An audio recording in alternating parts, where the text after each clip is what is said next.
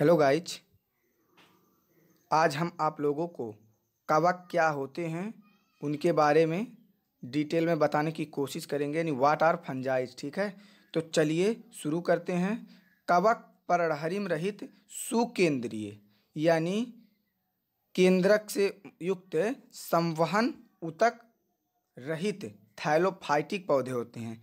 इसका अर्थात ये हुआ कि इसमें क्लोरोफिल नहीं पाया जाता है, इसमें केंद्रक होता है, संवहन ऊतक नहीं होता है।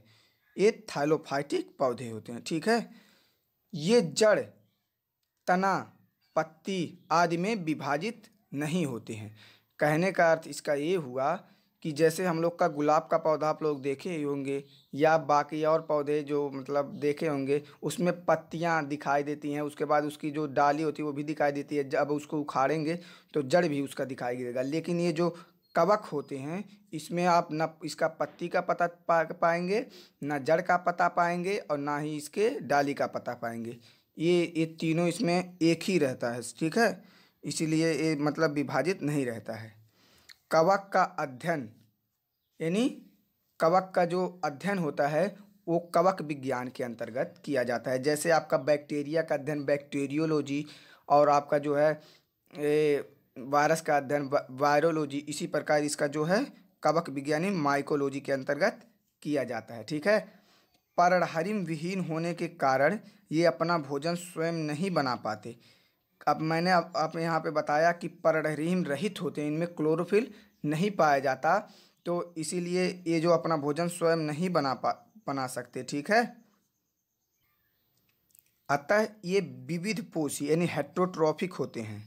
हेट्रोट्रॉफिक कहने का मतलब कि वे जीव होते हैं, ठीक है, जो अन्य जीवों, ठीक है, अन्य अन्य जीव पदार्थों द्वारा संश्लेषित भोजन ग्रहण करते हैं। उन्हें विषमपोषी या परपोषी या हेट्रोट्रॉपिक कहते हैं। ठीक है, इनमें संचित भोजन ग्लाइकोजन के रूप में रहता है।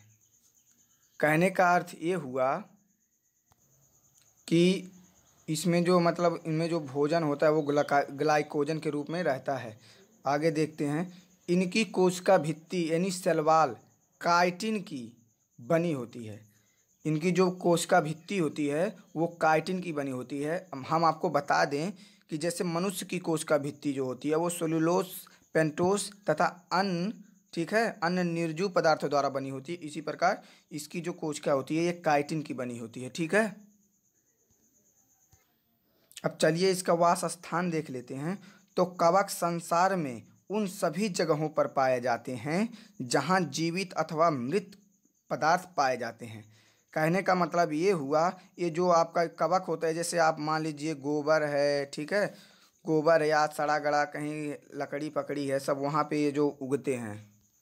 हमने आपको बताया आगे कि जो कवक होते हैं वो परजीवी अथवा मर्त्योपजीवी दो प्रकार के मतलब होते हैं। ठीक है, तो परजीवी कवक जो कहाँ उगते हैं, जैसे देख लीजिए, मतलब जो परजीवी होते हैं, कहने का मतलब जो परजीवी कवक होते हैं वो पोषक पौधों की कोशिकाओं के बाहर जो मतलब बाह्य भाग होता है उस पर उगते हैं तथा पोषक से चूसांग चूसकांग का कहने का मतलब जो वो होता है हिस्टोरिनियम जो होता है ना, द्वारा अपना भोजन प्राप्त करते हैं। ठीक है, और आपका जो मान लीजिए जो मृतोपजीवी होते हैं वो जैसे उसका उदाहरण आपका देख सकते हैं, जैसे अचार है, रोटी है, फल है, मुरब्बे हैं, चमड़े हैं। ठीक है, इन पर जो होते हैं वो मृतोपजीवी जो है फंगस उगते हैं। ठीक है, इसका आर्थिक महत्व समझ लेते हैं।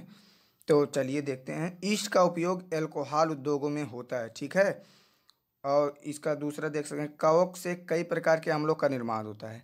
मतलब ये जो कवक होते हैं इनसे कई प्रकार के अम्लों का निर्माण होता है। और इसका सबसे बड़ा जो है आर्थिक महत्व ये है कि ये संसार में ना अपमार्जक के रूप में होते हैं। कहने का मतलब ये बहुत बड़ा मतलब कम जो डिकम्पोजर का काम करते हैं, मतलब जो सड़े गले जो जानवरों को मतलब ये ख़त्म करते हैं। ठीक है, तो एक कवक से होने वाले कुछ बीमारियों देख लेते हैं।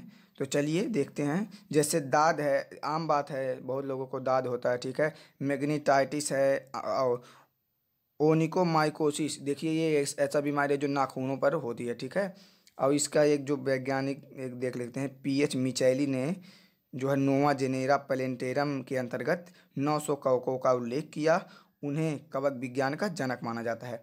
ये जो पी ए मिचेली हैं, इन्हें कवक विज्ञान का जनक माना जाता है। बस ये ध्यान में दीजिए, अगर कोई पूछ लिया आधुनिक कवक विज्ञान के जनक तो वो अलग हो जाएंगे, लेकिन सिर्फ कवक विज्ञान के जनक जब कहेंगे तो ये आएंगे पी एच मिचेली। ठीक है। अगर आपको वीडियो पसंद आया हो तो लाइक कर दें ज़रूर, और चैनल पे नए हो तो सब्सक्राइब कर दीजिए। धन्यवाद।